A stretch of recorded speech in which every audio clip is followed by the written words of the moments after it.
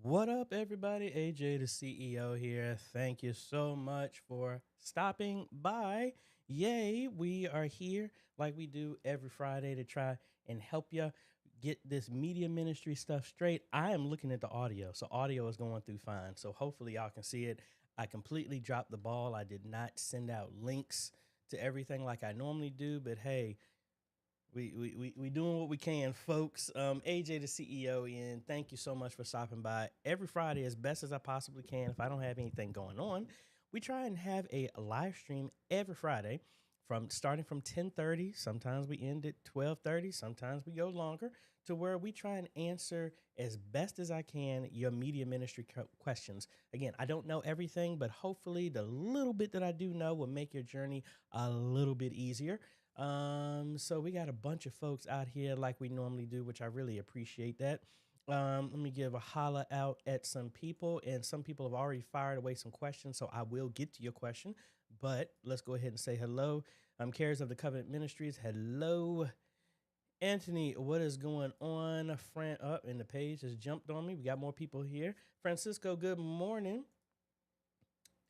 Pastor Daniel, hey, good morning. John, hello, hello. Parker, what is going on? Reyes, hello, hello, sir. Isaac, hello, hello. Dante, hello, hello.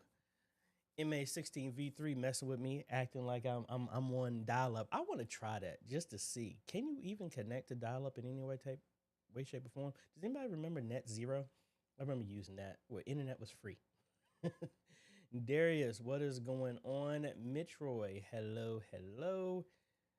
Mr. Clarence, hopefully the stream is going well.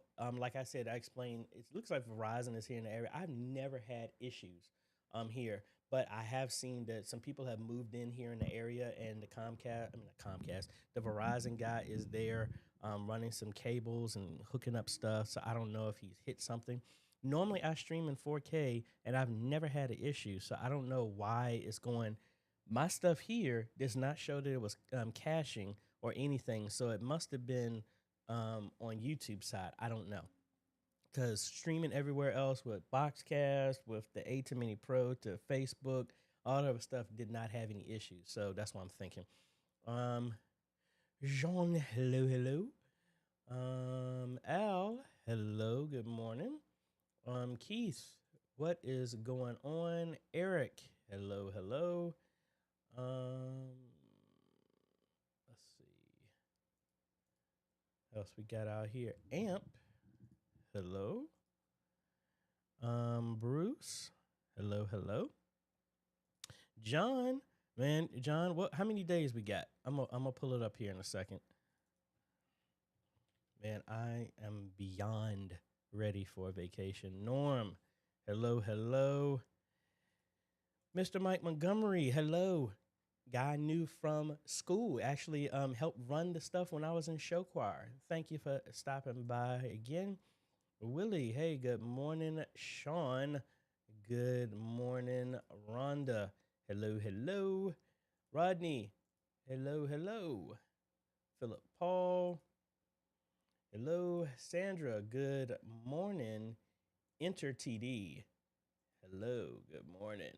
Travis, what's going on with you, sir? And Jesse, hello, hello. So, folks, really excited. I did just post a video about my 2-camera bundle, and I'll be honest with you.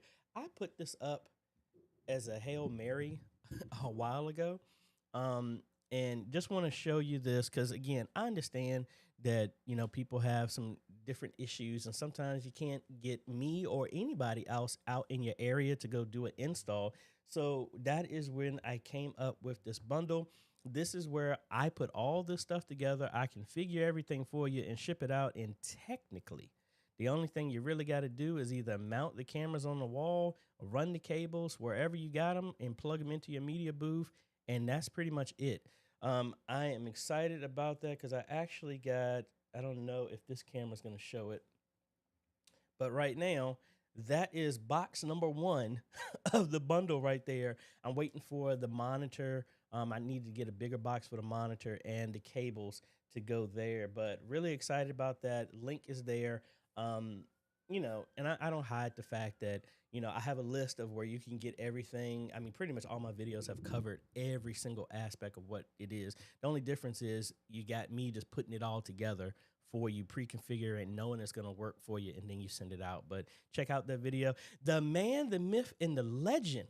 Man, Chris, I got to catch up with you. Hello, Chris. Man, I remember interviewing him a few years ago. His ministry is exploding at the seams in a good way.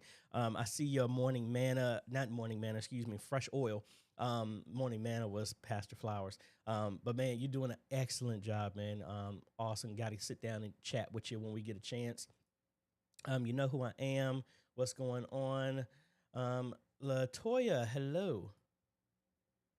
I know somebody by that same name that I went to church with back growing up. I don't think you're the same one. But what else, folks? If I don't get to your questions, know that you can email me at questions@ajhomes.com. Give me 48 to 72 hours to get back with you. Me and Dee are trying to get as much stuff done.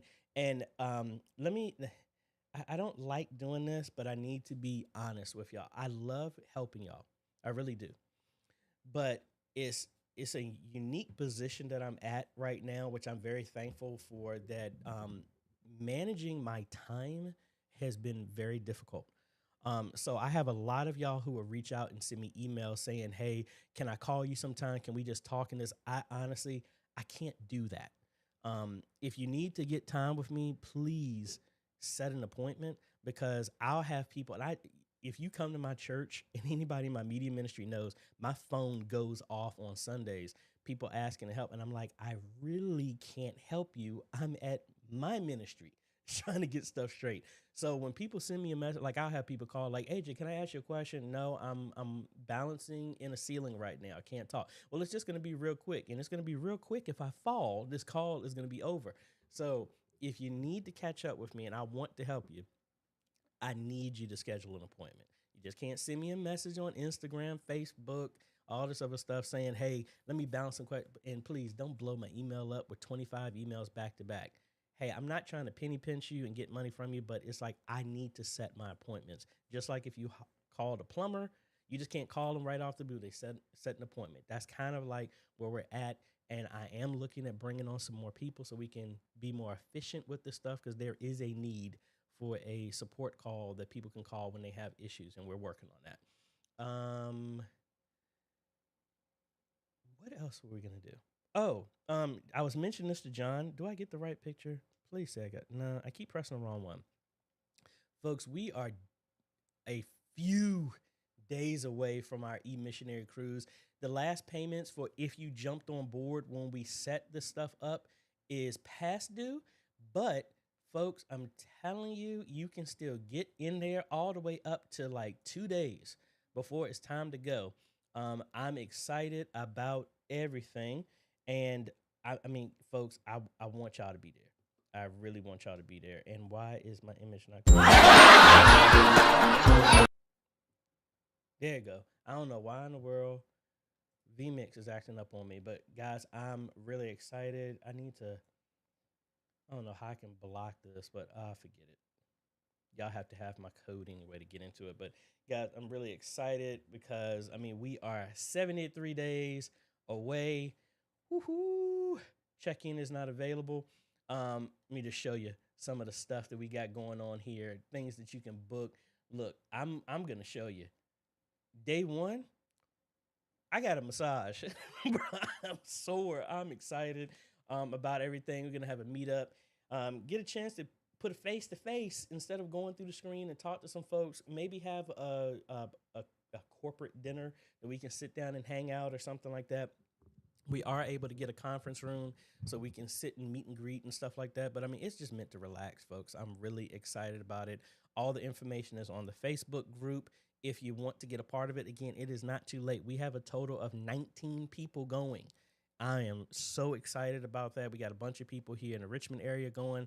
I got my sister, brother-in-law going. Pastor Alicia, her husband is going. We got Brian Jones going. We got the Cooks going. We got a bunch of folks, and I'm trying to convince Francisco. Come on, man. Come on, y'all. Come on, y'all. You got. Come on, man. You got to go. You got to go. But anyway, I think we got enough of that. Let's go ahead and fire away some questions. And I think I did go over everything. Again, make sure you hit the like, subscribe, notification button, because when we do live streams like this, the only way that you can leave a comment is you have to be a subscriber. This gets all of the spam out, and I think YouTube is actually doing a better job with the spam stuff. And I'm gonna talk to y'all about some nonsense with the YouTube stuff as well too. That's going behind the scenes that we got to work out as well too. But anyway, let's go to question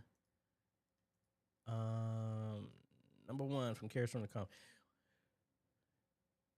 Could where I place the OBS bundle 2 make a difference? No, it's the same way as anywhere else. You can place it anywhere. I personally don't recommend you putting it under the program files, because for whatever reason, Windows locks some stuff down.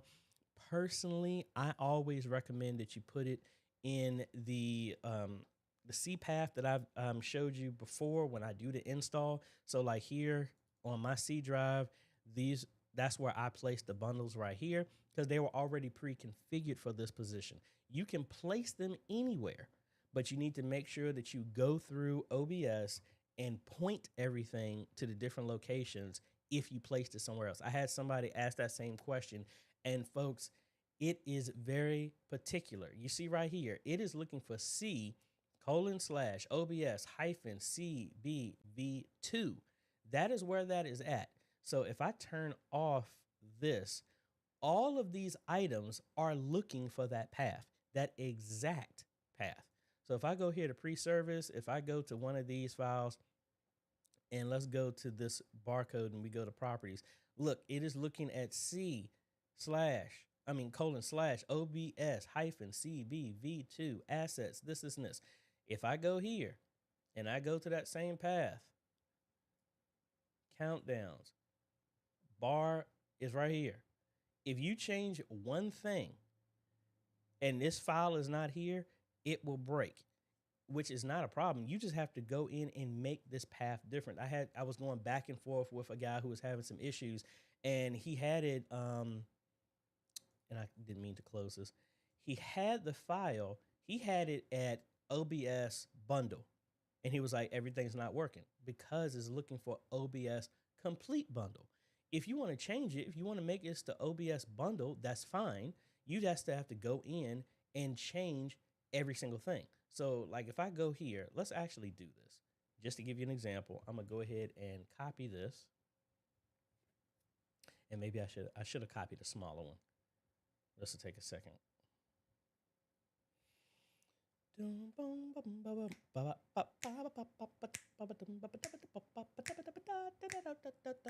See, I had to have my own variation because all this nonsense. Well, actually, let me do that while this is going on. So I got a copyright claim on a video that I did years ago. And this right here, I'm using a song called Road Trip by this guy, Pyro whatever. And this company, We Are Era Music BV, on behalf of Pyro Cision, says that is, you know, they have all these countries that are, they have the United States and everything. Okay, let's check this out. They say that this is a claim, right? Let me actually go to this video that they're claiming. And this is why you have to be on the spot. And unfortunately, it's a bunch of, I gotta be careful how I was getting ready to say something. I almost slipped and said a Sunday school word. These daggone fools are out here just doing stupid stuff that's getting on my nerves. So when I came down here, the music that I'm using is here, right? Let's go and check out this song by this guy. Now, again, We Are Era Music is claiming to be responsible for this person. And here's the guy. Let's look up the song, Road Trip. Here's the song. Let's look. You could use my copyright-free music in YouTube videos. Please leave my SoundCloud link in the description, which I did. This song is under Creative Commons. These fools are lying. They do not own the rights because the guy who made the song says it's Creative Commons. They don't represent him. So let's look this up. Let's look at who these clowns are. And let's see. So you're claiming, okay, temporary leave, temporary. So it's these two liars that are supposedly here representing all this. You're in Denmark and Stockholm. Okay. All right. Yeah, you represent this. Let's see how long okay, you don't even have a date on how long your company has been in place. Let's look at, you don't have anything here. Oh, We Are Music. Let's see. What else do you cover? A shell website. Interesting.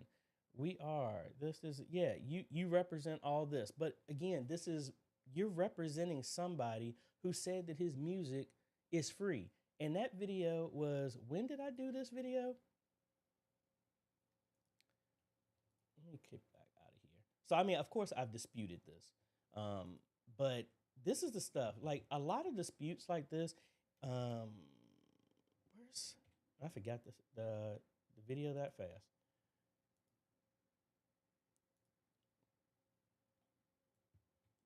Forgot which one it was.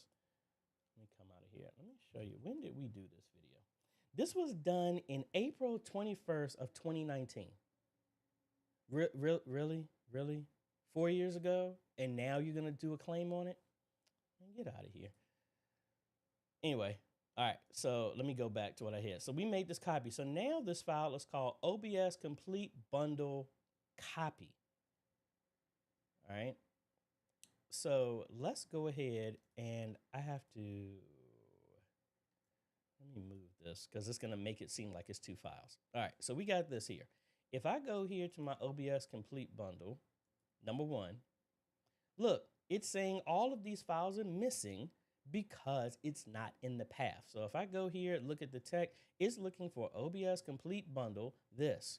It doesn't matter where it's at. Let me do that missing file thing again. I forgot how to switch back to it. Let me just do this. Come on. And I did not update to the latest version of version 29 yet. So let me switch back to this. All right, so this is showing up. This is the newer version since OBS 28. It does this. So it's saying, hey, all of this stuff is missing. So what I'm going to do is just search for it. We're going to go to the search directory. We're going to go all the way to that new location where we placed it, wherever you decide to place it. And what file are we looking for? We're just looking for anything. So we're going to go to, let's do music. And I'm just going to do this. And guess what? Look, it found it. And it changed the new path. We're going to search again. And we're going to look for online giving, that folder. Look, it found, and it's repointing all of the files to the location. So again, it does not matter where you place the files. You just need to go in and change it back to wherever you had it originally. I mean, wherever you placed it at. Because again, I don't know where you placed the file. So that's why when I made this, I put it in a unique place so it makes it straightforward, but you can place it wherever you want to. You just need to make sure you map it. I personally recommend you don't put it in secure places like under the Windows folder, under the program files, anything like that. Put it on your own drive directly on a C, put it under your documents, put it under photos, videos, anything like that. But just don't put it in those locations. I mean, you can put them there if you want to. It's going to be kind of problematic, but you can put it there. So hopefully, long drawn out answer, but hopefully that helps you. Reyes here. Good morning. Had a question. Do any of you use the Canon CRN 500 colors? Was great when we got it, but now I notice I'm not getting the 1080 or 4K image that I had. Any advice? I personally have not used that one, Reyes. I don't know. I know I can't help you with that. But if you don't hear anybody back here in the chat, go ahead and go to the Facebook group and post that question out there. So hopefully somebody can help you with that.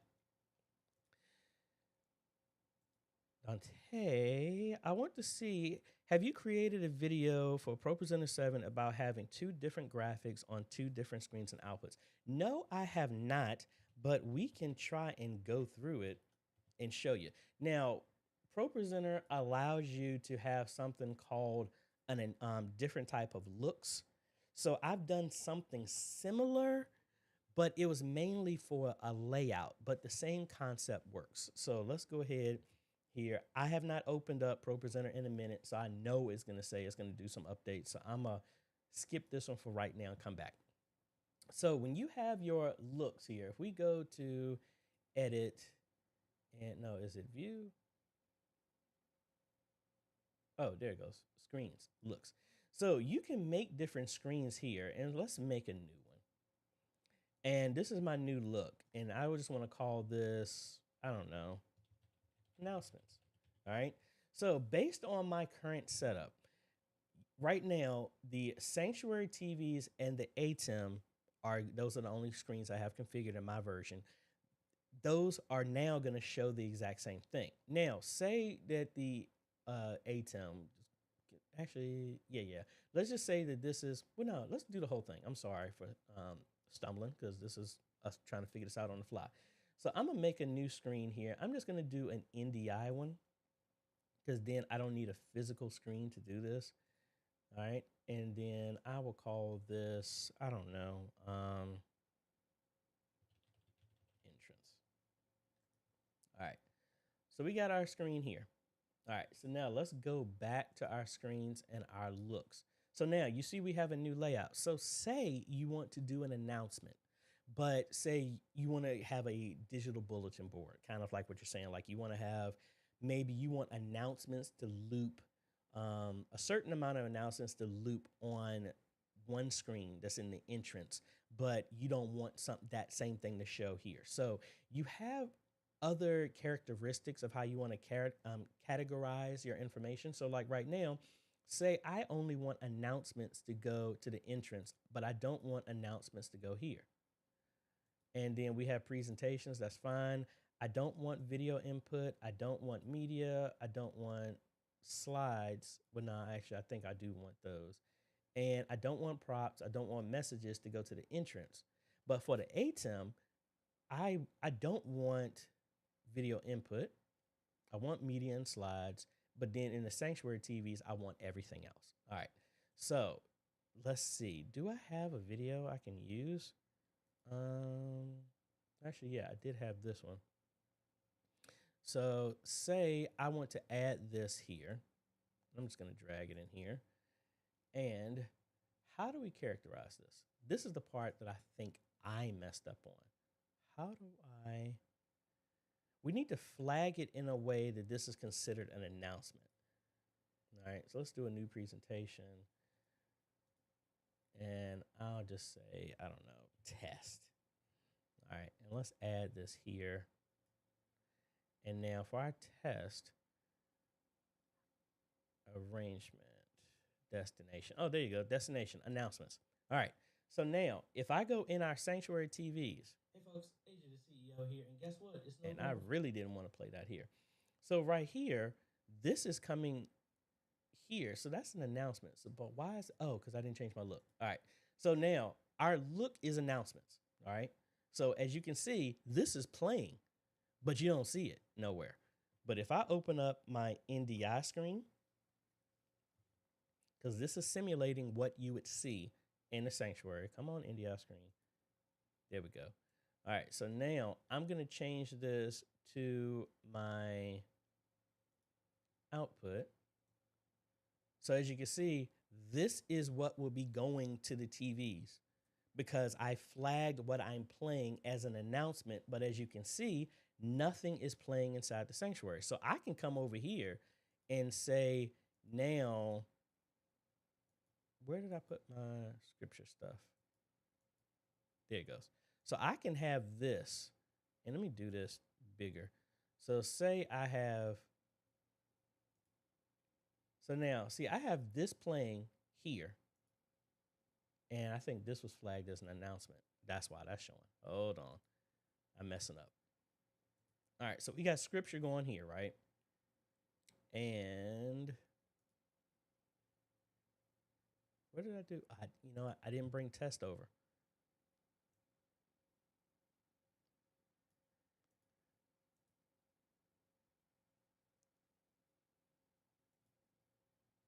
So inside of here,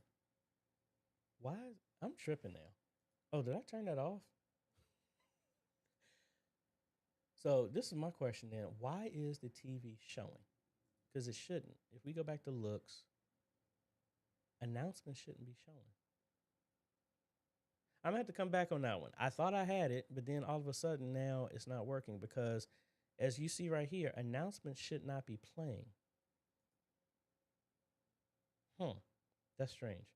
I might have to play around with that, but as you can see, announcements did come here. Nothing should be showing on this screen. I'm going to have to come back on that one. So you stumped me on this one. I'm going to have to come back on this one, Dante, because based on what they said, that's how it's supposed to work. You have announcement layer that's going to this screen, but then everything else should be doing something completely different. That is very, very, very bothersome that it's doing that. Because that's the TVs.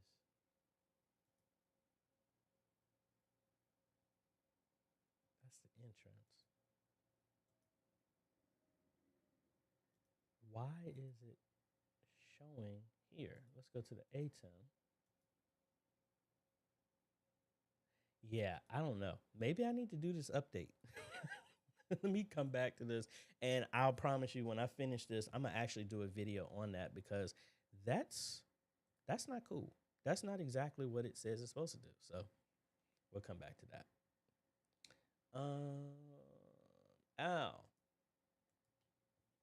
Hey, AJ, I wanted to find out, how do you go about making provision for video in and out and audio in an ongoing church building which has the capacity to take around 2,000 people, including offices? Al, can you refresh that? Are you talking about how do I handle the distribution of the audio going everywhere? Is that your question? I want to make sure I'm getting that straight. Or is your question mainly how do I handle the AV distribution, video and audio throughout the entire building? Is that your question? Please let me know and I will come back and address that if that is correct. Actually, you have a second part of the question. Maybe I should have just did that. Which cables do I run and which devices do I need to make this happen? Let me go back to number one, make sure I get this right. Find out how to go about making provision for video in and out and audio in an ongoing church building which has the capacity to take around 4 including offices. Now, in this type of distribution, this is where I would do something kind of like, and I did a video about it, the Smart Video Hub, because it will intelligently help you distribute this stuff. Now, especially in the scale of what you're talking about, that is what I would do. So now this is going to get pretty big based off of what you're talking about. So the ones I've used are these small ones, but these universal hubs would give you way more input. So I don't know if you would need something this big, but let's actually go back and look at a different one here. So we can look at this 40 in, 40 out. So that would be 40 inputs and 40 outputs that can be uniquely addressed in any way, shape, or form. Now with this is SDI. So the easier thing would be is to run SDI cable everywhere, and that one cable will send audio and video. But realize that it is going to get pricey because every TV is going to need to have some type of converter on here. So every TV would be be connected to outputs from this device. I was saying the box and device at the same time, the box.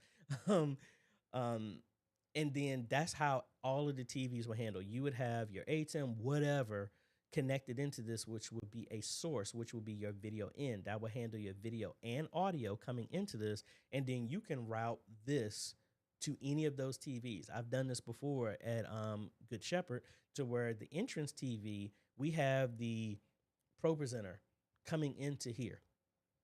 And then, or lyrics coming into here. And one of the outs are 2 outputs on the choir stand, so that the choir stand is only ever going to see lyrics. The entrance is only going to see what's routed that way. That's how I would do that in as simple as possible. And that simplifies it because now all you have to do is run those copper cables, coax cables, RG6 to all of the locations, have an SDI to HDMI converter, something like this one here.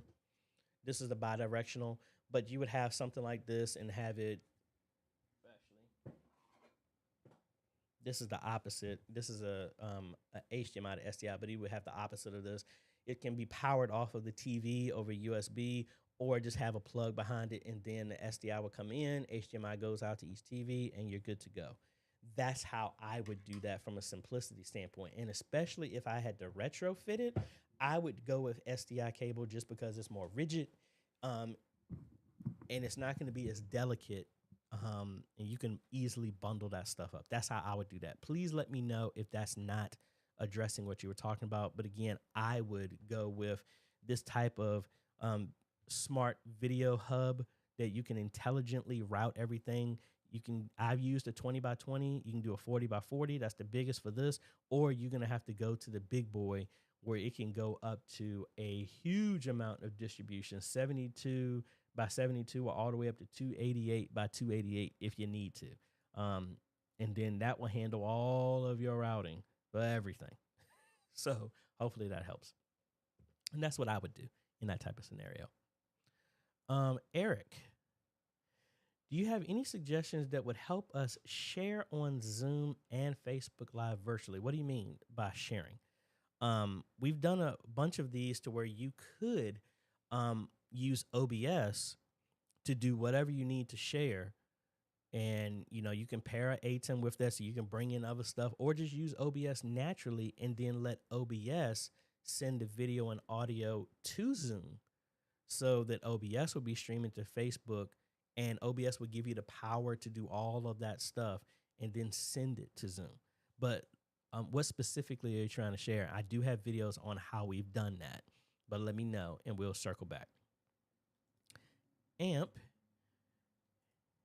here, good morning. I've seen church websites with holding places for upcoming services, Sunday services. How do I create one that automatically starts weekly when service starts? We use YouTube and Restream. Now, YouTube is a little bit different. Restream, depending on your package, may include this. I don't have the pro version, so I can't do this full demo, but I would try and do this with YouTube. All right. So let's cut back over here. Let me go to my website since I got a little bit more control over here. Really? Hold on. It made me log out. Just logged in here.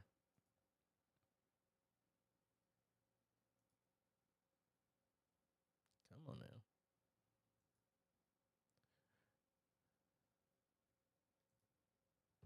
All right, so we're back in here. So I'm gonna use the 24-hour Q&A page. And again, for those who contribute, we're gonna be doing that, drawing somebody after the 22nd, because that's when I get the funds from YouTube to do this.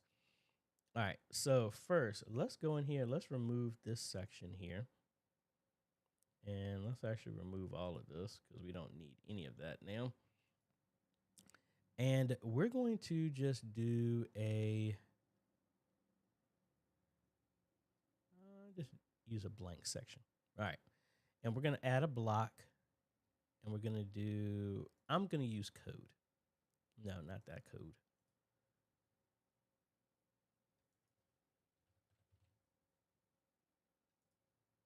All right, embedded code. I'll use this for right now. All right, so what I'm going to do is let's go over here to the YouTubes. And let's say I want to set up a stream. Let's test this out. I want to do a go live. And I want to manage. I'm going to make a scheduled event. I'm just going to make something new. This is service test. No more live chat, blah, blah, blah. This is how I block that stuff. I do the subscribers, do it for 5 minutes or something like that, so you don't get spam in the chat. If you want chat replay, yes, I want that. We'll do next. Make it unlisted, set whatever time. So I'll say this is tomorrow at 11. All right. So we got this set. This is where you go to edit. You can add all your fun stuff, your images and stuff like that. So let me add an image here. 100,000 subscriber giveaway. You got to speak the vision, folks. All right. So we got that done. I'm going to save. Now, what I'm going to do, and I don't know why I keep coming out of here. I'm going to go to share, and I want to get the embed code.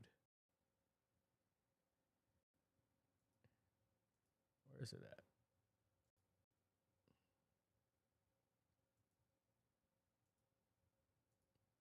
Let me go here. So here is the hold page, and there it is.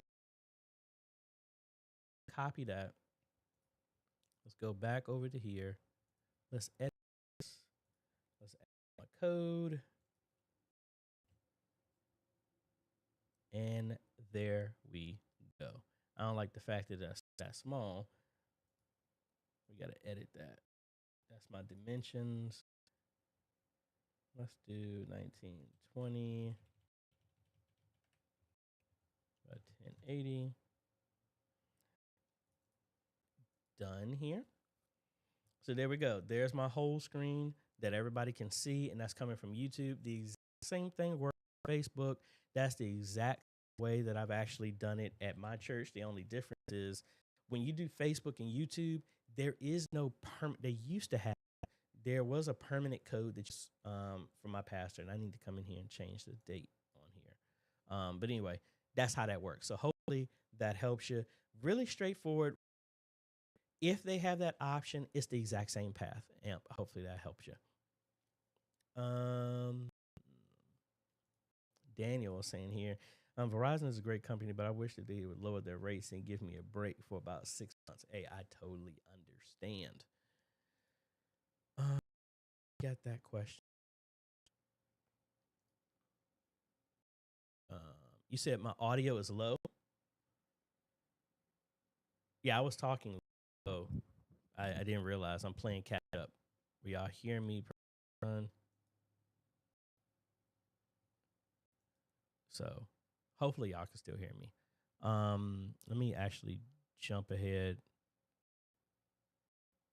Let me unmute myself for a second. Let me see.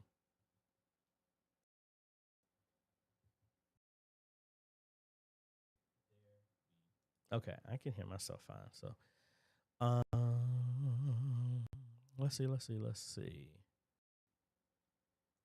Anthony, been here the group. Awesome, man.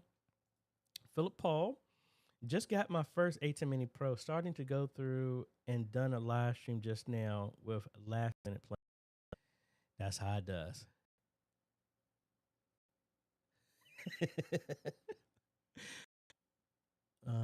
Again, just and I'm sorry, the person I knew was called that I went to church with was LaShantra Rose, um, and Latoya was a friend, um, of a church I used to go to, that, but she had passed. I don't know, maybe like 4 years ago. Passed from cancer. Very sad. She was like 6 years younger than me. But what's your setup? All right, and where are you streaming to? Because let y'all know, we had an issue. And actually, I need to have some type of talking about this. Last week, something happened with Restream because I had a bunch of y'all and a bunch of churches contacting me. There was something going on with Restream that kind of knocked out a bunch of people's streams. I think they got it working because one of the churches that I was working with, and their stuff wasn't working. They said everything perfectly fine, and I went through it about 3 times, and then all and it just started working, and then went Facebook group, and some people were having some issues as well too. There was an update in Zoom that Zoom is now analyzing music. It cuts it out. So I've had about 7 churches contact me about that, and I think it's if you install the version of Zoom 5 or higher, it made that. But let me know, Latoya, your setup, and then we'll go from there. What are the big differences between AV cans, honey optics? The chips are about the same. They have the same over. Difference are the people supporting it. Are correct. Most of the time, the hardware is exactly the same. The support behind it is different. PTZ optics and software is talking to the hardware, and it works across the board. Because if one company writes a program and it works on another company's stuff, it's because they're using the same silicone, the same chips, the same infrastructure. All of that's the same. The difference comes in when you're going to the support and when you need to actually reach body. That's the difference that I've noticed. Um, Rez, what lighting do you recommend? That's what I have when I'm doing unboxing here, but it all depends on the room. Um, I'm not no lighting expert. I personally like a lot of daylight because if I turn lights off right now, and if I would, but since I'm on the first floor, I don't want everybody to look in and see all the stuff that I have here in here. But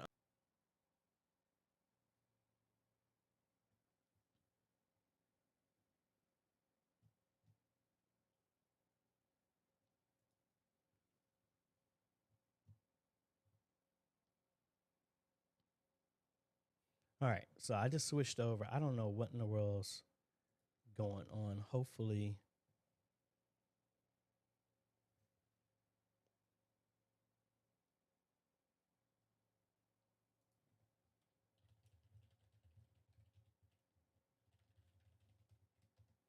my stuff was stuttering like crazy.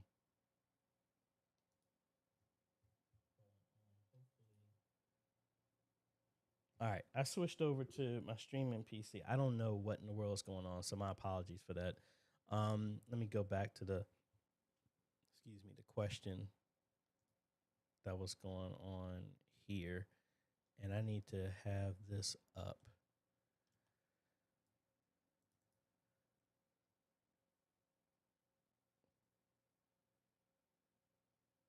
All right. It looks like everything is going better right now. I don't know.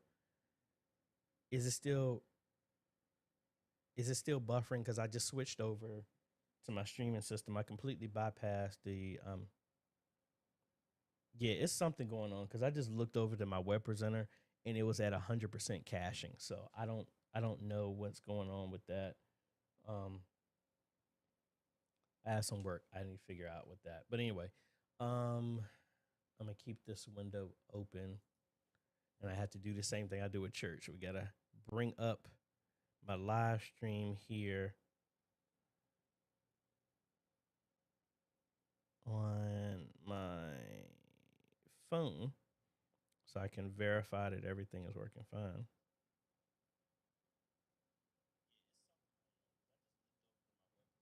All right, so we have this up so I can make sure the sound is fine. So sorry about that. I think I answered that. So my bad. We got some other people helping out here in the group. Now I hope y'all get a tip with this. Is like as much as I do this, it's still we're still prone to this because I'm leaning on um, Verizon, my entire network of stuff to be updated. Then we're using our internet to go to our platform of choice. Then we go to YouTube. All the, anything can happen. So we're hoping everything can be in place, but we need to have contingency. Just like I was streaming with Web Presenter, I cut over, I stopped the Web Presenter twice in this stream, cut over to my streaming system, and then I still have 3 other layers of redundancy if I needed to. But um, you have to be able to think on your feet when it comes to that. So I'm gonna pull Jesse's up, but he was talking to Latoya. What are you using for stream distortion? When it gets loud, it's probably a noise called clipping. It occurs when the sound gets overloaded, like trying to put a garden hose on a fire hydrant. Very good analogy. Latoya is saying that she's using the Behringer X32 Compact. And we'll entertain that as well too. Enter TD. Hey AJ, how can I control the TP Link Tapo 360 full pan tilt home security smart camera on Wi-Fi with OBS PTZ control, IP controller, or I'm not sure if that will work. Like, what type of protocol does that camera use? I have not used it, so I don't know what type of protocol that would work. And that's the TP Link Tapo PTZ. Let's see. Because this is the camera that you're talking about. I don't know what protocol that uses.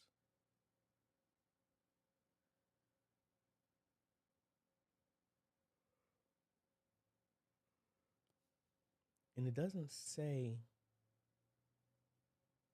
anything. If you're talking, I mean, like you should be able to pull a feed from it, because it uses most of these cameras use some type of RTMP or something like that to pull the video, but I'm not sure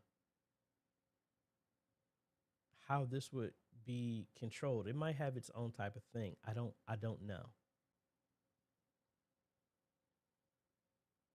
It might be the like its own proprietary thing to where it controls. So I'm not 100% sure on that one. Sorry about that.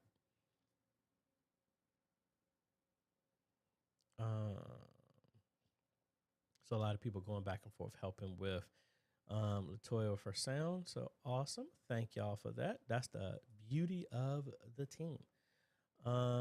Times 10. AJ, from around the $2,000 price point, would you rather get the new Mac Mini M2 Pro Mac with all the Mac's processors, RAM, and upgrades, or would you rather have the base Mac Studio?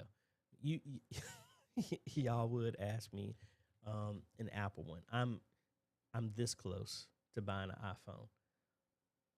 I'm glad Josh isn't on here. I'm honestly only doing it because some of the apps that I need are on there compared to everything else. Plus, I'm actually looking at getting another phone because I've gotten too comfortable.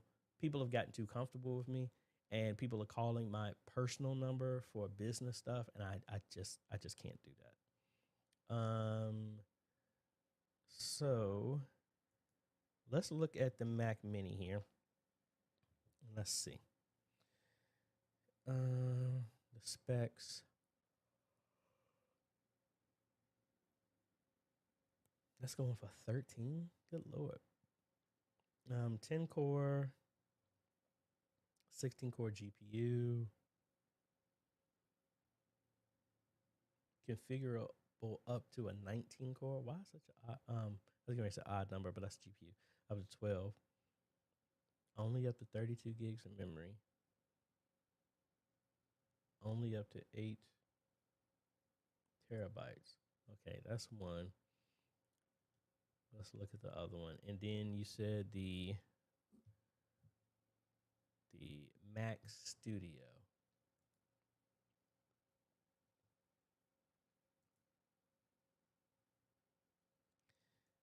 Whew. 20 cores. Honestly, I would say the Studio just because of the expandability. I don't understand why it's so small hard drives. I don't understand that. But I like to have multiple. But anyway, I guess you could do it external, but why? I like this because it gives you growth from a higher memory and more cores. That's personally why I would go with the Studio. Personally, I would never buy either one. I mean, I do have a Mac. I have an M1 that I use. I barely use it, but it's mainly for tutorials. But if I had to choose between the two, I would go with the Studio. That would just be me. Where did we leave off at? All right, crank it up a little bit more. All right, we got that a little bit higher there. I'm almost redlining. I actually am redlining now on here, but let's see. Where do we leave off at? Page 2. Hopefully y'all can hear me fine, and I'm sorry for yawning because I'm seeing myself yawn. Yeah, I didn't think I said excuse me. We got a lot of people going back and forth helping Latoya, which is cool. Easy Moto. My church PC specs is a Ryzen 3900X, a RTX 2060. What are the best recording streaming settings on OBS in your experience? Thank you for all you do, and God bless. Well, honestly, the system is more than capable for whatever. You're mainly going to be dependent on your upload speed. So, like for me, if I come in here, I have a relative similar system. I have I'm running an actual same processor, a Ryzen 9 3900X, and I'm running a RTX 3080 Ti, and I have 64 gigs of memory. So the specs are similar, but for your settings, the main thing that you're trying to look at is your upload speed. So again, I don't want to tempt fate right now because of all the nonsense, and maybe it was just my web presenter that's been acting up. But let's see. Let's try it here. Let's do a speed test and see if anything happens.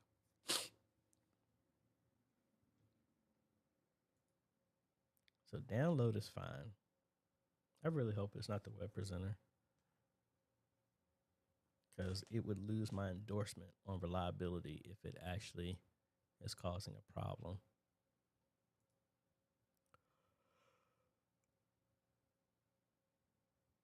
Excuse me. Wow, my upload speed just halved. So something is going on, and it's slowly going down. Yeah, this isn't right. Normally mine would be similar numbers. So something is going on.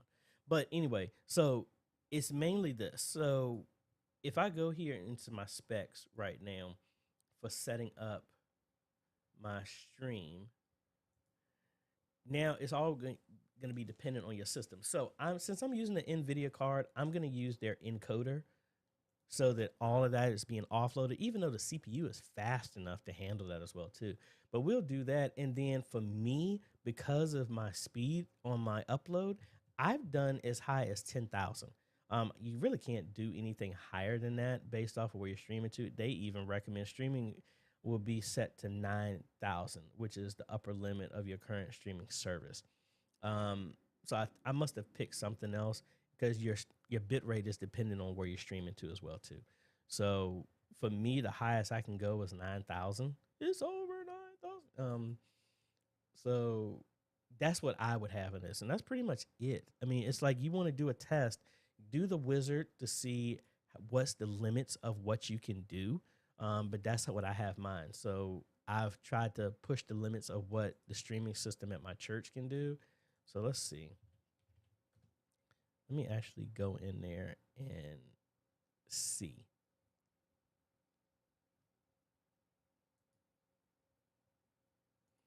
All right, so all right,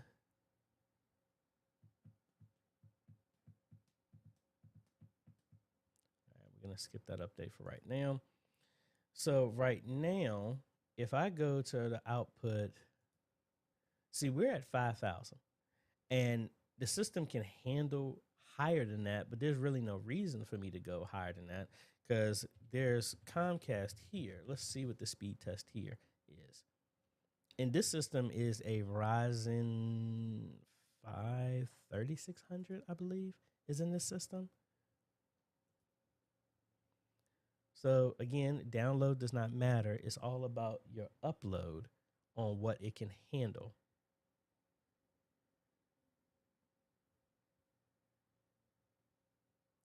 John, I see you said you're using Google Fiber. I heard that they were actually shutting down their fiber business. So technically, here in these settings, I could go up to 10,000. But again, I think we're reaching the limit of what we can do. So this would actually be like maybe 9,000. I could probably push the stream to. So I could go. I honestly, I wouldn't go that high. Forget it. I might as well try it. I'm gonna do a test stream to make sure this works first before I try and do this. But that's how you determine that. Those would be the settings. I mean, again, I do the simple approach. Could you go in and do advanced and start dialing in and doing all this other stuff? Yeah, you could. But I mean, if there's no need for me to go into there right now, I'm not trying to tempt fate right now. I just want to make the stuff work. So that 5,000, honestly, no one's really going to notice the difference. And even if somebody does, it's going to be so few people who would notice it.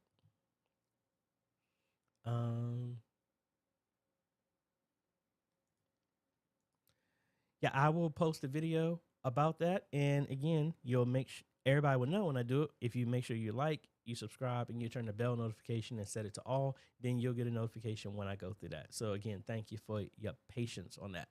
John, that reminds me. I need an email from your wife. Are we still going to do the shirts for the cruise? Let me know because I know we're running short on time. Let me see. Nigel. AJ, is there a way to record at a higher quality and stream at 720p at the same time with ProPresenter like you can with OBS? I use Resi encoder option and use the AJayTheCEO Pro with the software. I don't believe so.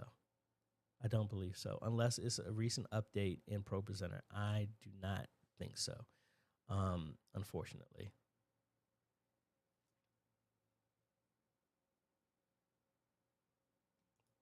Then follow-up says, I also noticed that I can't capture video in OBS at the same time I was using ProPresenter. Most likely is because ProPresenter is holding your video feed. The ATEM, your video, when you're using any type of camera, when it comes to video devices, it's 1-to-1. When it's audio, it's 1-to-many. Meaning that if I opened up OBS, like let's cut back over here and I'll just actually show you. If I cut back over here and now I'm using the AJayTheCEO Extreme, so my one USB out is going to the computer that y'all are seeing right now, but the other one is going to be here. So if I turn that on, excuse me, So this application is now using the video. Now, if I come in here and open up the camera and try and change it to the Black Magic, see, it won't let me because it's already being in use. So what's another way I can open this up? Do I have any other software I can use? It's pretty much one-to-one. So actually, yeah, I do have ProPresenter open. I can use that. So if I come in here, now OBS is still using my video. So if I come in here, do a video input, and set up, and then I change this to the Black Magic.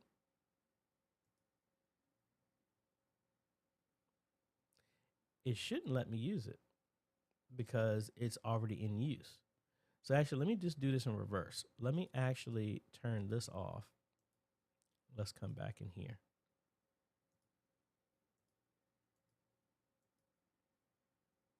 Let's go back to the Black Magic.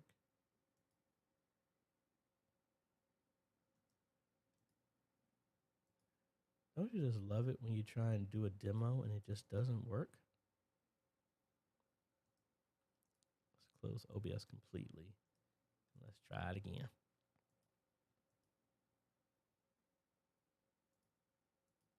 All right, so there we go.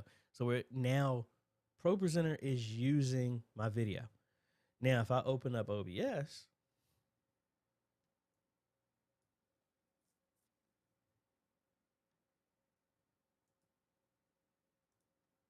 and I try to use the video, as you can see, it won't let me because it's a one-to-one. You can only use the video in one program. Now, the audio, I can link as many of those as I want to. It's just like you can have it connected. That would be the reason why you couldn't do that. Now, if you wanted to do something like this, so if I delete this, come back here,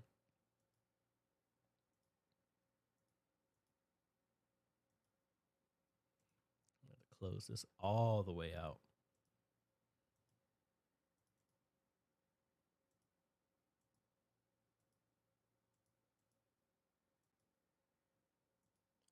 Don't you just love it?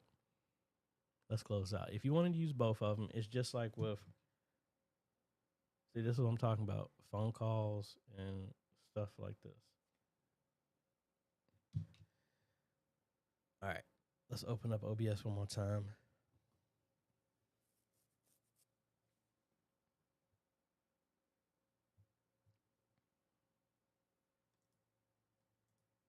Let's get back to, why is this not, is it because I still had this?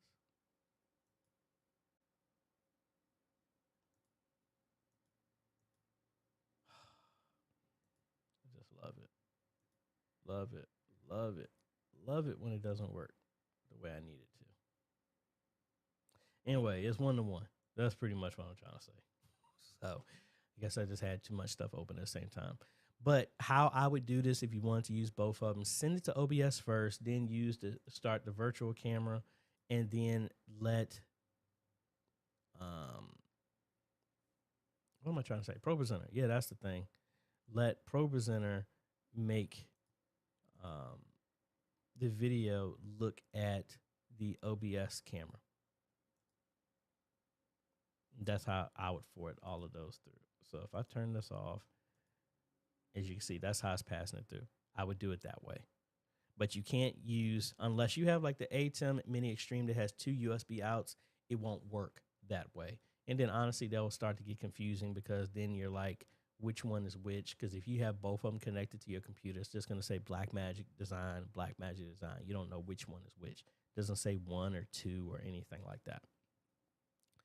Man, we are going down the rabbit hole of a bunch of stuff not working for us.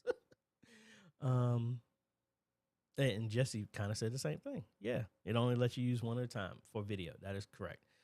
Parker Question: my computer's network card keeps shutting down, and I have to restart the computer every time to reset the network card. Do you have any ideas how to keep it running?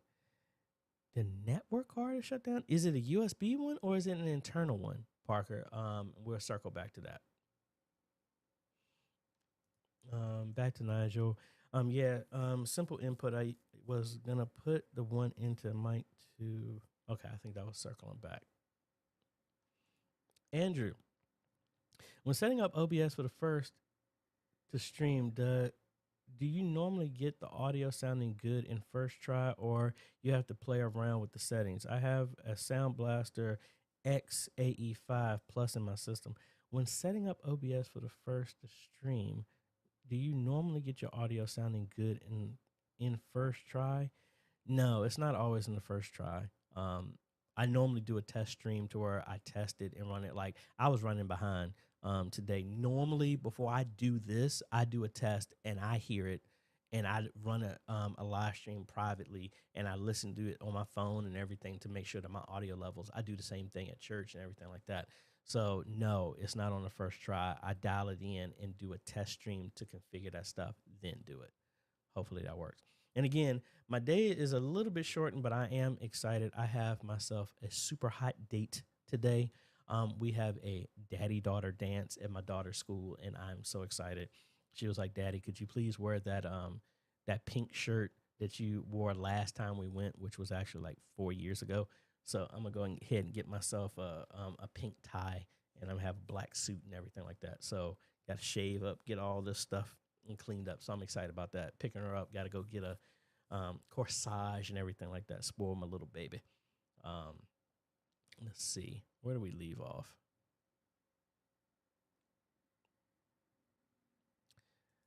Sean.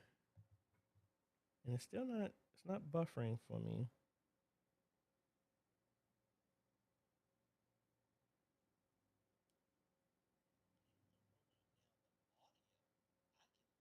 All right. It's still going fine for me. So let me see. A former ministry that I played for has begun working towards the live streaming based on my recommendation. It is all because of this channel that I was able to put the proposal together. Thank you, man. It's like, see, that's what I like about. I was talking to somebody else about this, and honestly, sometimes it's hard, but I'm gonna just be realistic, and I'll shout out a couple of people that have done this. The hardest thing when I got started with doing this is most people don't want to tell you anything. As a musician, that's the other thing that infuriated me. You would get around better musicians, you would ask them to help, and they act so humble, or they sound so arrogant that they don't even want to help you in any way, shape, or form. When I was doing this, there wasn't anything out there. So that's why I actually started putting stuff together. And I am very transparent on how I run my company. And sometimes I feel like I'm shooting myself in the foot because I'm letting the competition know and help them. But my purpose is not necessarily just to have a super successful business in this. It's more of to educate and help move everyone forward.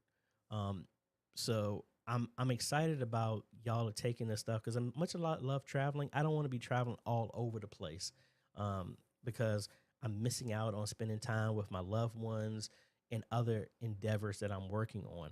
So I'm glad that it's helping, and I really highly encourage y'all to take this information and help out as many as you possibly can, because I can't help everybody, but we can help everyone. So that's what I hope that would be. Um,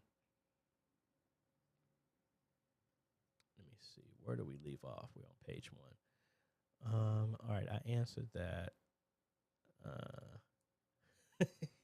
I hope y'all ain't talking about come to the dark side as in the iPhone. Brian Jones, hello, hello. We were just talking about you, man. We got 73 days until this cruise. I think I answered that. Philip Paul. Hey, AJ, does the upload speed goes down when we put any still picture on? Does the upload speed go down? Well, it all depends. I mean, because it's like it's not a lot of data. If you're using the A10 Mini Pro, mine does the same thing. If I have a static image, it doesn't have to send that much data because it's not moving. That's the reason why the usage goes down. When you start doing video, more stuff is happening and more data is going.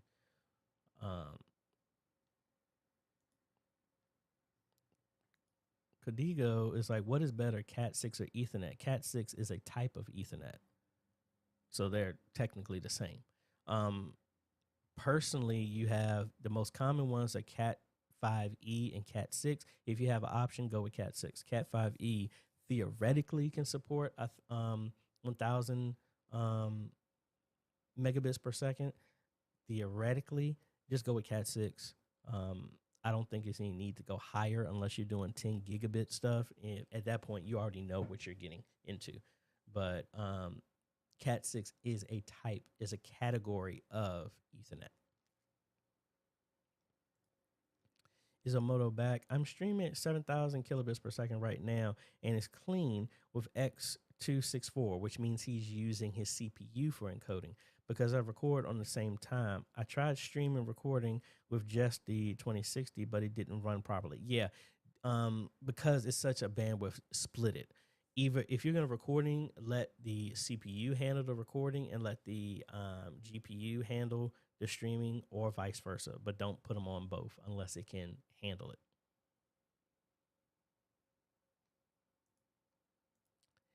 Yeah, I saw that Google Fiber is going away. I wanted them so bad originally.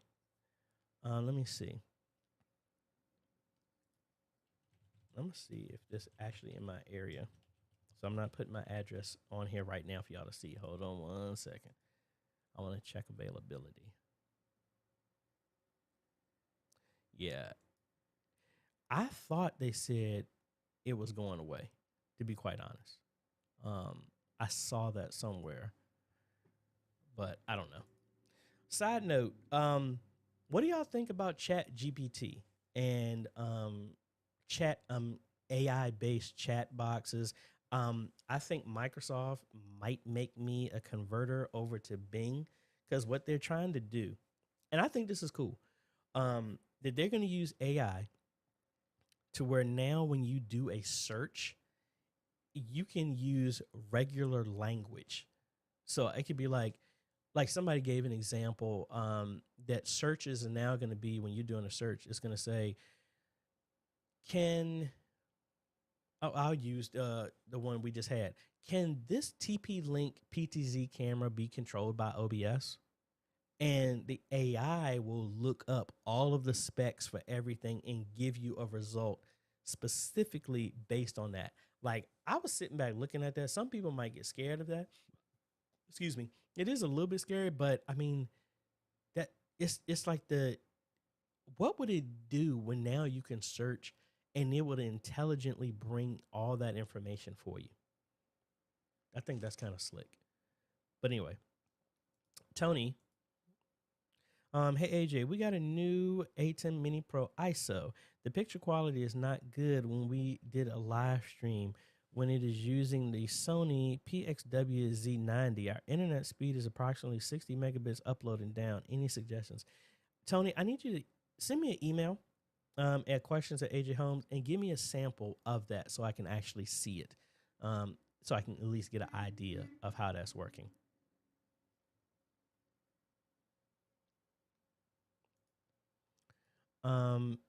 Izo, honestly, I don't use either one of those.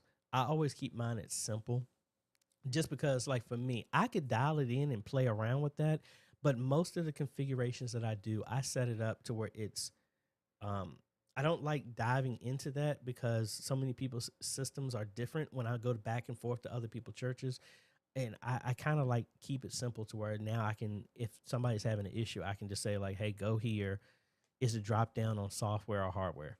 That's how I like to do it. But I might have to get back into that. But as of right now, no, I don't have which one of those to go with. But I would lean on the community to see if anybody is using that. I personally don't use Advanced. I used Advanced when I stream with the Mac, but that's very, very rare that I do that.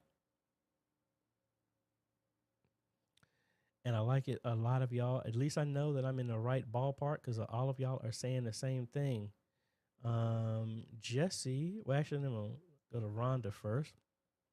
I have the same video problem using Zoom and OBS. I tried to remember to start my Zoom video before starting OBS. If not, when I go back to Zoom, I can't access the camera. Yeah, if you're going to use that, send it to OBS and then have the virtual camera be the one that's being sent to Zoom.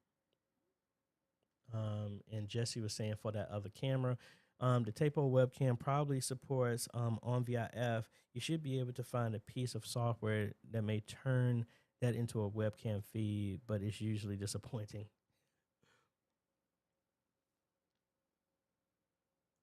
And then also Jesse saying his vote is for the M2 is my preference instead of the studio, but the internet seems divided when it comes to which is better. Parker, for your network card, if it's going down, what I would suggest the first thing to do is go to your device manager. And let me get rid of all of this stuff so I can get back to my desktop.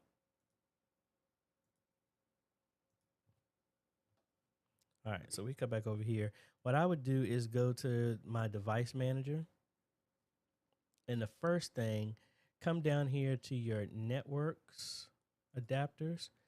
Find whichever the one it is. So like mine. Okay, that was strange. I would go here, go to your properties, do an update driver to see if that will solve it. But then under power management, uncheck allow this computer to turn this device off to save power. Uncheck that. So that way it's always on. That would be the first thing I would do. And then see.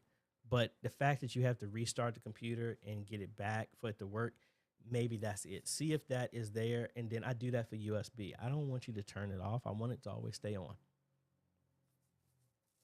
Rhonda, streaming PC, desktop or laptop, pros and cons for both other than portability. Desktop gives you more growth. If you ever want to change it, you can always add parts in and let it grow with time. Laptop, the most you can change is maybe memory and hard drive.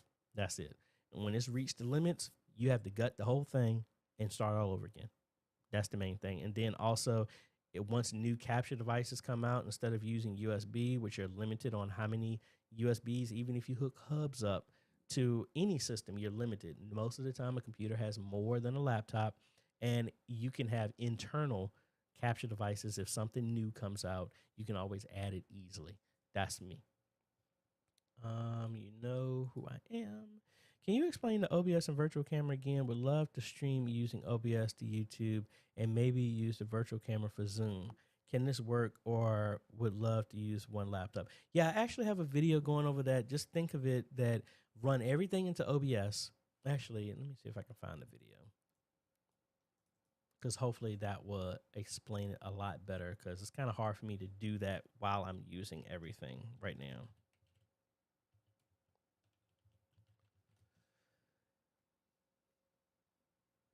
All right, so if I cut over here, so this video right here, how to live stream to Zoom with OBS. So, and then this does work with the Mac now. And there it is right there. So I would follow this, and this will show you how to set up everything in Zoom, send over the virtual camera. I think this is 2 years old, so there is an updated version of this. And I think I have that somewhere. Anyway, we talked about that before. So we'll set up everything in OBS and use the virtual camera. And I personally like the VB audio cable that will send all your audio to Zoom as well too.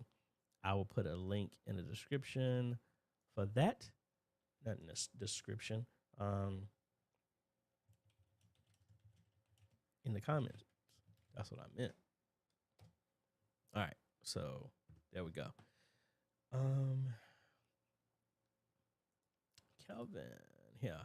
Hi, sir. Just need to know how I can separate music from the lyrics on songs. What software? How do I separate the music from the lyrics?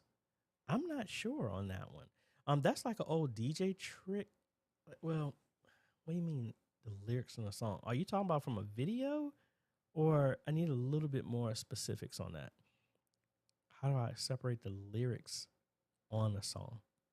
Is it a video? Is it just audio? Which one? So make sure I'm going down the right path. Come on, AJ. You know you're an Apple style. No.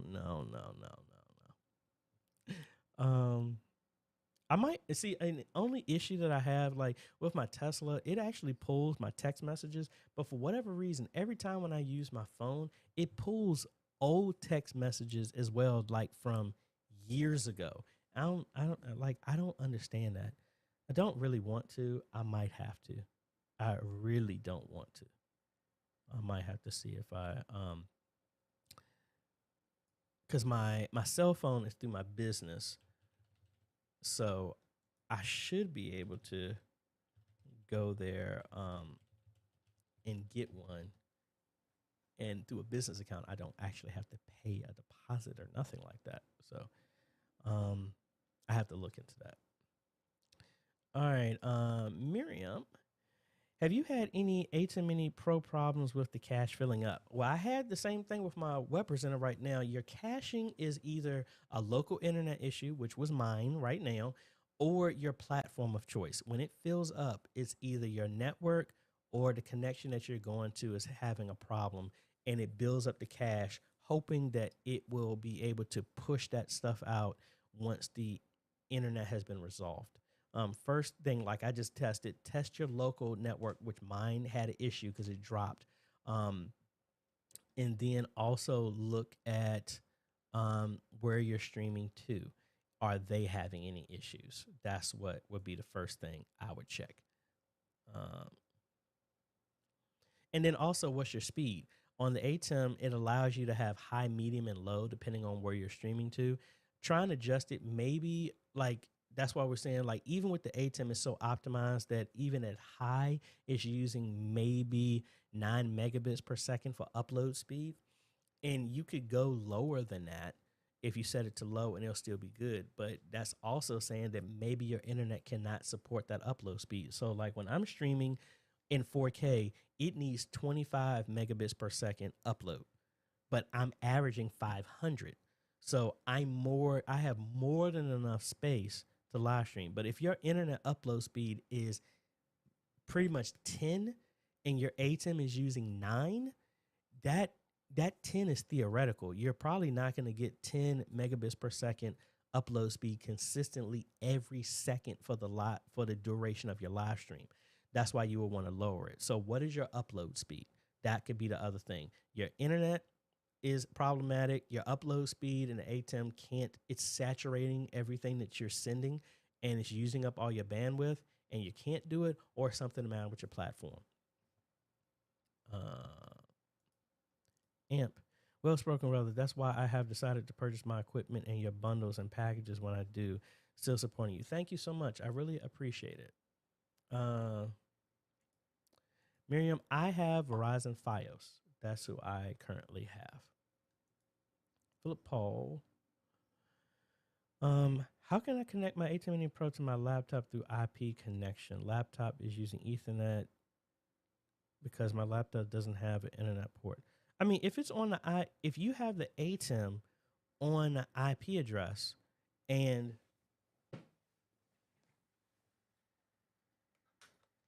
if you have it on an IP address and it's on your network, you should just be able to see it. So for example, don't get no ideas, folks. Yes, I am looking on Verizon stuff. But anyway, if I bring this up, I just turned on my ATEM Mini Pro ISO and it's on a network. It is not physically connected. So as you can see, if I go here to setup, the ATEM I'm using right now is connected over network and USB. The other one is just on network. The fact that I can see it, I can just go here and I'm connected to it. I'm connecting to the ATEM Mini Pro over the network. As long as you're on the same network, that should work. Just make sure that your ATEM Mini Pro is actually getting a connection, and then that's all you have to do to connect to it. So now I'm on the ISO. I can easily connect back to the Pro because they're all on the network. So if that's not working, that makes me think that Either your laptop and your ATEM are completely different networks, so they're not bridged together so that you can't talk to them. That's what I'm thinking. John here, we use Proclaim, Livestream, and ATEM Mini Pro. How can we use Proclaim for projection but also display what cameras are showing on the projectors? How can we use Proclaim for projection and also display what the cameras are showing on the projectors? Well, if you're using the ATEM Mini Pro, I would assume that you're not using your multi-view because you can only use multi-view or what's out. I would have Proclaim go into your ATEM, set the output in the software here, and actually let me connect back to the Pro. What I would have is have your Proclaim coming in here. You have your cameras coming in. Now, do you want to be, and if you want to show everything, my output instead of multi-view would be program, and then whatever you're picking is going to show on your display out. You won't have a multi-view. That's the limitation of the ATEM Mini Pro. If you do want to have both, you would have to introduce another computer. It doesn't have to be very powerful, but running OBS, and then the USB out, which is always going to be the program, will come from the ATEM. Let it go to your computer that will convert that USB into a feed, and then have the laptop connected to your displays. That's a workaround because that's the limit of the Pro. If you're not using the multi-view, that's how I would hook it up. But hopefully that actually answers your question, because I don't know if that might be something different that you were looking for in your setup. John, we have 95 megabits upload at the church. Should we just buy 1080 or 4K cameras? We are currently shooting manned Canon 5D Mark IV. Do you think it's worth buying 4K cameras and streaming at 4K? I would say no. I'm streaming at it just because that's just what I just chose to do. For me, that helps my type of content and my niche stand out because YouTube prioritizes that type of stuff. If I was starting new, like if I was starting from scratch at Signs and Wonders, would I go with all 4K stuff? Probably, if it was reasonably priced. Because again, I mean, I don't blow money just to be blowing money. Like, whether somebody has said it or not, some people are like, well, AJ, you got a Tesla, that's expensive. If you knew how much I was spending in gas when I was driving around with my Volkswagen Tiguan, how much I was paying for, well, I'll just be real transparent with y'all. My Tiguan was $500 a month. That was the car, because I was rebuilding my credit from the divorce and all the stuff that I went through. So that car was $500. But then I was putting in at least $150 in gas every week. So that's $600 on top of that. Add that together. That's $1,100 that I'm spending just for that car, outside of service and outside of everything like that. My Tesla is $950 a month. So, and then I don't have to pay for anything because it goes with my electricity bill, which has not shot up dramatically ever since doing that. So again, I have a reasoning for why I spend the stuff that I do. I don't just splurge just for the sake of splurging. If that was the case, I would have bought a Porsche Taycan, which honestly, that's a horrible car. I wouldn't have got that anyway. But anyway, I say that to say that if I had it to do again and it was reasonably priced, I would go 4K and redo everything, the distribution, everything at Signs and Wonders with a 4K setup. But again, it's like I don't understand the rationale of why needing to do something like that. But that's just me. And that reminds me, I'm actually looking at my bill right now because I wanted to see my power bill because I wanted to see what it was.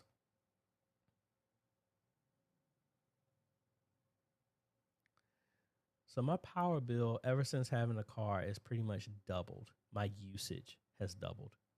So again, even it comes out pretty much about $100 shy of what I normally would have spent. Let me pay my bill here. Well, I'll do that when I get off of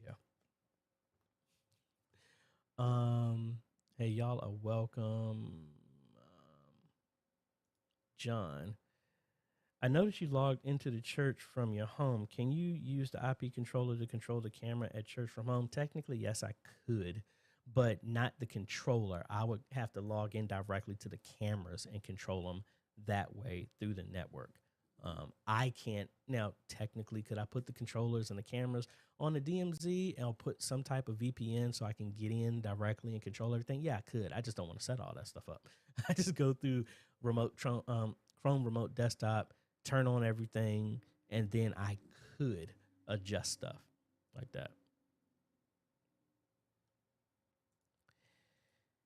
Kelvin, that's like an old audio radio trick where I always was interested in doing this. I never really tested how to do this. So typically when you do music, the way, if I can repeat this, the way I learned this a long time ago, and I have not done this at all successfully. So normally, like noise cancellation, how you do noise cancellation most of the time, not these headphones, but you would have headphones that actually have mics that are recording your external sounds, everything here.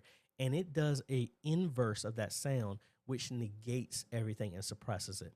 So typically when the lyrics that are being said on a song are on your left and right channels. So if you sample that and flip it upside down and invert it, it will negate the words, but the music will play, because most of the time, some of the music is on the left, some of the music is on the right. That was an old DJ trick that they did on the radio to do stuff like that. I don't know how to do that, but I know of people who have done that, and I might need to follow up and see, because I always wanted to play around that.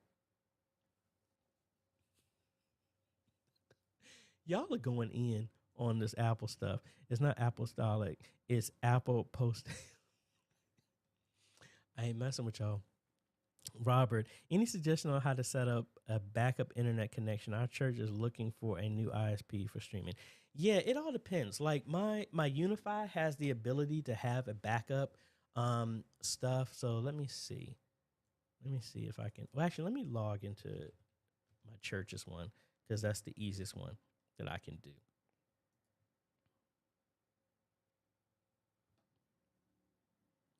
All right. So we're here on the UDM Pro. And if I come inside of here, let's go to the devices. I added a whole bunch of security cameras the last couple of days. If I come in here and I look at our ports, in here right now, we have another failover internet right here that I could use. Granted, it is a SFP, but you can convert that over. But anyway, so that is a failover that you could use. So if I came in here and did my WAN number 2, this could be a failover that will provide internet coming in as well too. So this will allow me to say like what's the purpose of it, how do I want it to be set up, so that if anything happens to this main connection, it will fail over to this one. You can also do load balancing. You can do this outside of this as well too. It all depends. Like for me, how I would use this if we had actually Unify has its own kind of like secondary backup as well too. Where's it at? Store.ui. And let's see. Where is it?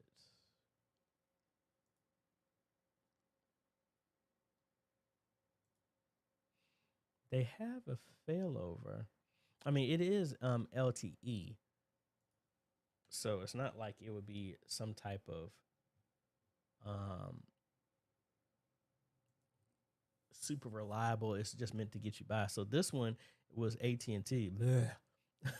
Anyway, this one would connect to your system, and then this would allow a failover if anything happens for this. But again, some of the other stuff for me, I would just have like this is a next gen. Let's see what this one's talking about. There's no way to zoom in anymore. But this will allow, just like any other router, well, not any other router, you need to have some type of way to selectively pick when you have a failover. So typical routers don't have this.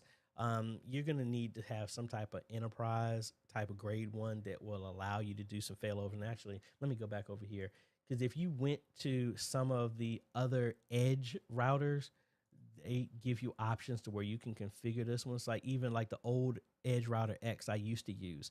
You can program each one of these ports to be whatever you want. So right now it has ETH in and ETH out, and you can say this is a failover, this is Internet 1, this is Internet 2, and then just $60 device. Once you set it up, it can be the failover. You need something to stand in the way if you don't have a router that has the ability to do some type of failover for that.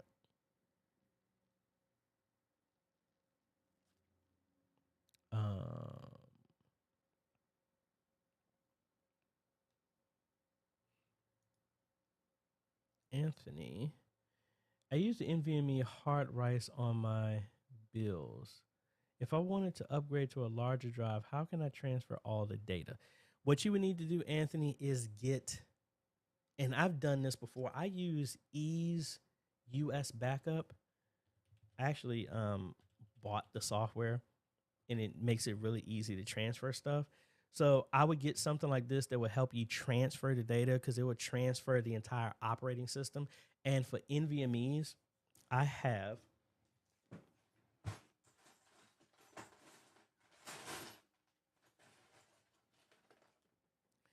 something like this, to where this would allow me to put another NVMe in my computer just to transfer it. If you don't have anything like that, you can just get yourself a NVMe to USB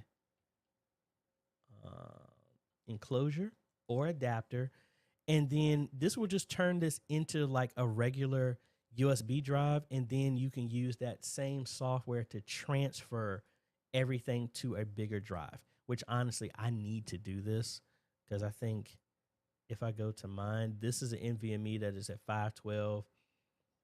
This is a 1 gigabyte. This is a 1 gigabyte. And as you can see, my apps are filling up pretty full. So I am probably looking at migrating this. So I would get something like this, plug this into this card. And I have another one somewhere. It's actually I did a review on it. It was actually an adapter.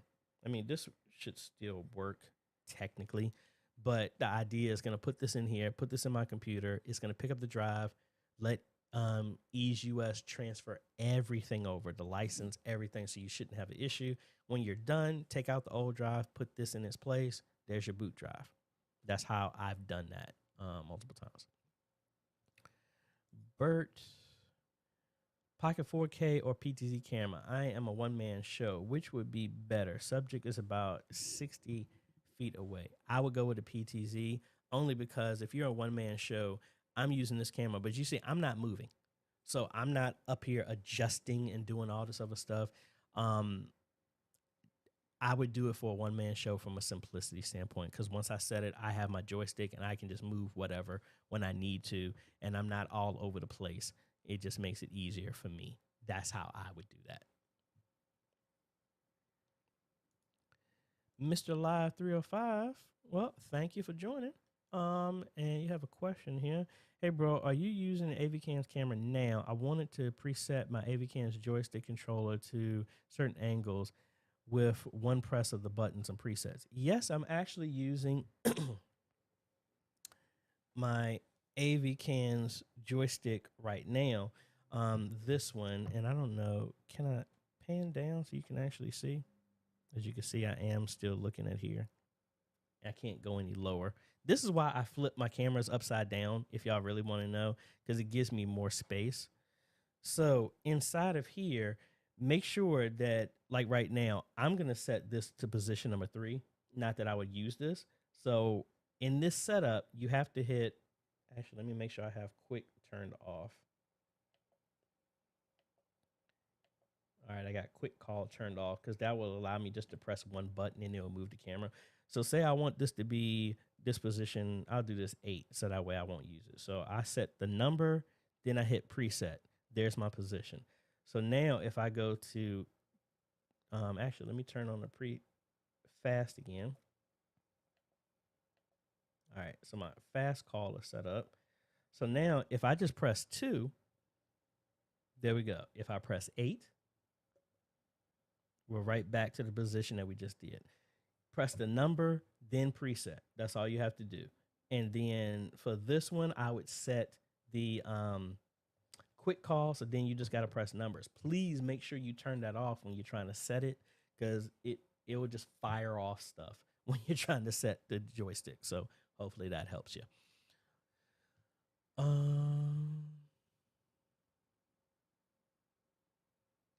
Philip Paul. AJ, just now I used my laptop to get the camera feed and doing the cropping and zooming from OBS from a static camera and then sending to the A10 Mini Pro. Can I do the same way to a normal PC? Yes. Yes, you can.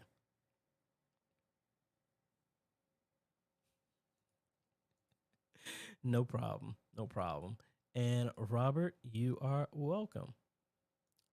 Back to Mr. Live 305. I'm going to have to get going, but I will be looking throughout your videos to see where I can do it. Hey, you're welcome, and thank you for chiming in and watching. Let's see.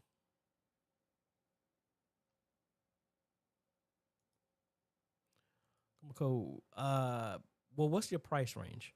Because I mean, honestly, some of the AVCams ones that I've done, I've gotten them as low as $450.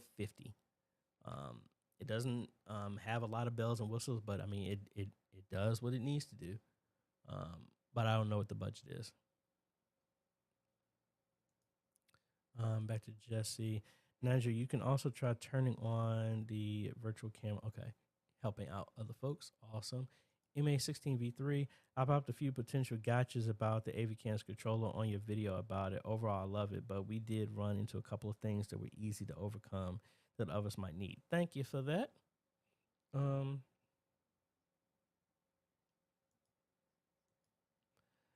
Hey, AJ, can an IP camera get video from the IP address? Yes, it all depends, but yes, it can if the camera supports it. So, like, for example, if I go to the camera I'm using right now, and let's log in here. So you can see this from right here.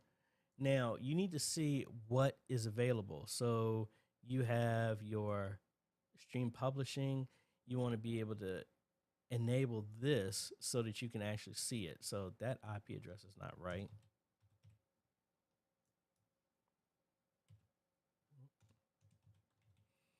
So you have this. So let's save this. We have our path, and typically that's your stream name. So let's see if we can get it working. Now, again, I don't like doing this only because there's latency. This is how Spring Creek had their PTZ optics set up at first, whoever set it up, and it was heavily delayed between its audio. But let's see what we can do. So we're going to come in here. I'm going to come in here. We're going to be adding a media source for this one. And this is going to be not a local file. We have our input, and I think it's rtmp://192.168.0.81. And this path, I believe that's it. And we'll know real quick if that's not it. Oh, yeah, and there it goes. So there's the feed. But you see, I'm moving. You see how badly delayed that is from my audio? That would not work. So if your camera supports it, you have to turn it on inside of the camera. So that was what this setting was. So I'm going to turn that off because I don't need that in mine. So if I come back here, I'm surprised it actually is still up. But, oh, well, maybe I need to restart the system for it to pick up. But anyway.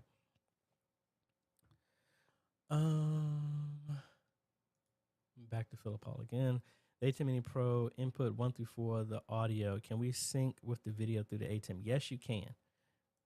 I have a video talking about that, but if we went back into here, you go into your audio section here, and these are your delays right here where you can do your input. You can only delay it up to 8 frames. So that's where you would address all of that stuff. Kokomo. 400 to 500 was what I'm thinking. So just making sure I was in the ballpark. Thanks. Yeah. So that the ones that's inside the bundle that I use for this time, those were the AV cans that were going for $4.99, and sometimes you can find a discount that would knock them down by a few dollars. But I mean, even if it's $4.99 with tax, you're talking about $5.25, something like that.